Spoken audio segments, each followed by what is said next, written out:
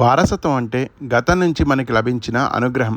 మనం ఈనాడు జీవిస్తున్నది మరియు భవిష్యత్తు తరాలకు అందించేది మన సంస్కృతి మరియు ఈ వారసత్వమే. తెలంగాణలో వారసత్వ సంపద అసంఖ్యాకంగా ఉంది.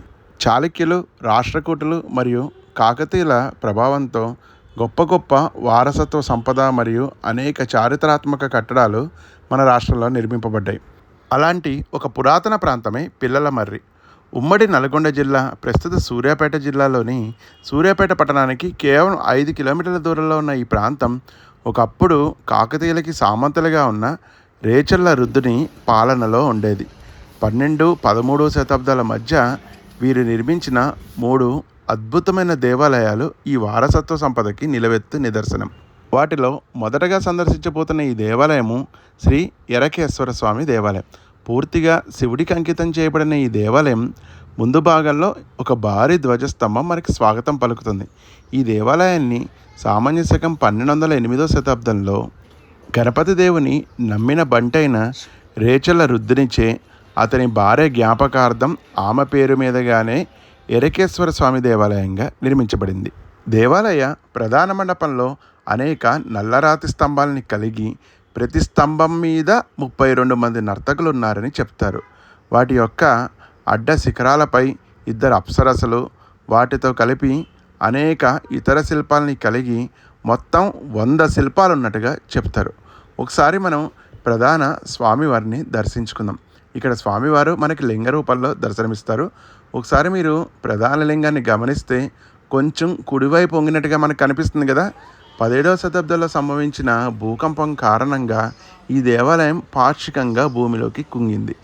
మనం ఒకవేళ కాకతీయ నిర్మాణ శైలిని కనుక గమనిస్తే ఇవన్నీ ఎర్త్ క్వాక్ రెసిస్టెన్స్గా నిర్మింపబడ్డాయి. అంటే భూకంప తీవ్రతని తట్టుకునే విధంగా ఆ కాలంలోనే వారు అద్భుతమైన దేవాలయాన్ని నిర్మించారు. దేవాలయాల మీద, వాటి గోడల మీద నిర్మించిన శిల్పాలు మరియు వాటి చరిత్ర గురించి మనం ఒకసారి తెలుసుకుంటే, శిల్పాలు 2 రకాలు. అది వాస్తు శిల్పం మరియు శిల్పకళ. ఈ 2 పురాతన కాలం నుంచి మన దేవాలయాల మీద నిర్మిస్తూ ఉన్నాయి. బౌద్ధం క్షీణించిన తర్వాత పల్లవులు మరియు చాళుక్యుల కాలంలో దేవాలయాల గోడల మీద అందమైన శిల్పాలు చెక్కబడ్డాయి. అదే పద్ధతిని చాళుక్యుల వారసులైన రాష్ట్రకూటులు, అనంతరం కాకతీయులు కూడా అవలంబించారు. అయితే వీరు అక్కడితో ఆగకుండా దేవాలయంలో మొట్టమొదటిసారిగా చిత్రలేఖనాన్ని ప్రవేశపెట్టారు, అనగా ఆయిల్ పెయింటింగ్.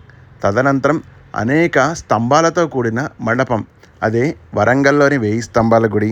తదనంతరం త్రికూటేశ్వరాలయాలు, అనగా ఒకే గర్భాలయంలో 3 ప్రతిమలు. చివరిగా నక్షత్రాకార దేవాలయాల్ని నిర్మించారు. ప్రస్తుతం మనం చూస్తున్న ఈ దేవాలయం కూడా మనకి నక్షత్రాకారంలో నిర్మించిన దేవాలయమే. ఈ ప్రధాన ఆలయం ముందు భాగంలోనే శివుని విగ్రహంతో పాటు పురాతన తెలుగు శాసనం కూడా కలదు. దీంట్లోనే 12వ శతాబ్దంలో రేచల రుద్రుడు ఈ దేవాలయాన్ని నిర్మించినట్టుగా తెలుస్తుంది. అనంతరం ఇక్కడ దగ్గరలో ఉన్న మరో పురాతనమైన దేవాలయాన్ని సందర్శిద్దాం. అదే శ్రీ చెన్నకేశవ స్వామి దేవాలయం. ఈ దేవాలయం పూర్తిగా విధ్వంసానికి గురవుగా దీన్ని పునర్నిర్మించడం జరిగింది. ఈ ఆలయ ప్రధాన ద్వారం భారీ కోట మాదిరిగా ఒక పెద్ద ద్వారంతో ఉంటుంది. వీటినే తెలంగాణలో గడీలు అంటారు. గడీల మాదిరిగా ఉండి ఈ భాగాన్ని దాటుకుని ముందుకు ప్రయాణిస్తే ఒక పెద్ద ధ్వజస్తంభము మరియు ఒక మండపము, గర్భాలయము ఉంటుంది. ప్రస్తుతం దేవాలయం మూసేసి ఉంది. సాధారణంగా కాకతీయులు శైవ మతాన్ని అవలంబించినప్పటికీ వారి సామంతులు ఈ విధంగా విష్ణుమూర్తి దేవాలయాన్ని కూడా నిర్మించడం విశేషం. ఒకసారి స్వామివారిని దర్శించుకుందాం. 12వ శతాబ్దంలో నిర్మించిన ఈ దేవాలయం తర్వాత వచ్చిన రాజవంశాల మధ్య ఘర్షణల కారణంగా పూర్తిగా నేలమట్టం అయింది. తదనంతరం మనం చూడబోయే ముఖ్యమైన దేవాలయం శ్రీ సరస్వతి సమేత బ్రహ్మ దేవాలయం. దీన్ని త్రికూటేశ్వర దేవాలయం అని కూడా అంటారు. ఈ ఆలయం నక్షత్రాకారంలో ఉండి ఒక ఎత్తైన వేదిక మీద, అంటే ఒక ప్లాట్ఫామ్ మీద నిలబడి ఉంటుంది. ఆలయ స్తంభాలపై పుష్ప ఆకృతులు, ఏనుగులు మరియు అందమైన పుష్పమాల లాంటివి ఉంటాయి. ఇది త్రికూటేశ్వరాలయం, అనగా ఒకే మండపంలో 3 దేవాలయాలు ఉంటాయి. ఈ విధమైన నిర్మాణాలు కాకతీయుల కాలంలోనే నిర్మించబడ్డాయి. ఈ దేవాలయంలో మండపం మధ్య భాగంలో నంది ఉండి మండపానికి 3 వైపులా మనకి ఈ విధంగా 3 శివలింగాలు కనిపిస్తాయి. ఇక ఈ ఆలయానికి గల ప్రధాన ఆకర్షణ ఈ ఆలయ మండపంలో ఉన్న నంది విగ్రహమే. తక్కువ ఎత్తులో నల్లరాతి శిల్పంతో నిర్మించబడిన ఈ నంది ఎంతో చూడముచ్చటగా ఉంటుంది. తర్వాత కాలంలో జరిగిన దాడుల కారణంగా ఈ నంది పాక్షికంగా దెబ్బతినడాన్ని మనం గమనించవచ్చు. ఇక ఈ ఆలయంలో ఉన్న శిల్పాలను కనుక గమనిస్తే కాకతీయుల ప్రధాన దైవమైన కాకతమ్మ మరియు అతని కుమారుడి శిల్పాలను కూడా మనం గమనించవచ్చు. సాధారణంగా కాకతీయుల నిర్మాణాలలో భారీ శివలింగాల్ని మనం గమనిస్తాం. అయితే ఈ త్రికూటేశ్వరాయల్లో మాత్రం చిన్న చిన్న శివలింగాలు ఉంటాయి. ఇక ఇదే ఆవరణలో ఉన్న మరో ముఖ్యమైన దేవాలయం శ్రీ నామేశ్వర స్వామి దేవాలయం. ఈ దేవాలయాన్ని సామాన్య శకం 1202 సంవత్సరంలో నామిరెడ్డి అనే సామంతుడు నిర్మించడం కారణంగా దీన్ని నామేశ్వర స్వామి దేవాలయంగా పిలువబడింది. ప్రధాన ఆలయాన్ని చేరుకోవడానికి మనం 6 మెట్లు ఎక్కవలసి వస్తుంది. తదనంతరం ఆలయ మండపంలోకి ప్రవేశిస్తాం. అందమైన పైకప్పు మరియు రాతి స్తంభాలతో ఎంతో అద్భుతంగా ఉంటుంది ఆలయం.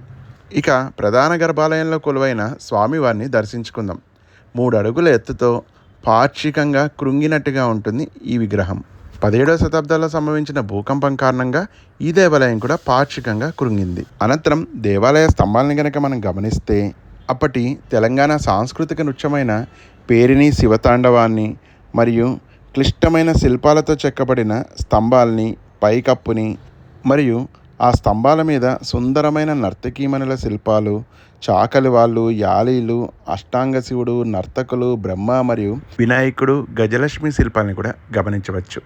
ఇదండి మన తెలంగాణలోని సూర్యాపేటకి అతి చేరువలో ఉన్న పిల్లల మర్రి అనే గ్రామంలో కొలువైన 3 ప్రధాన కాకతీయుల కాలం నాటి దేవాలయం యొక్క విశేషాలు. ఈ ప్రాంతం మన హైదరాబాద్ నుంచి 125 కిలోమీటర్ల దూరంలోనూ, విజయవాడ నుంచి 135 కిలోమీటర్ల దూరంలోనూ ఉంటుంది. ఈ దేవాలయం సందర్శించడానికి ఉత్తమమైన సమయం అక్టోబర్ టు మార్చ్.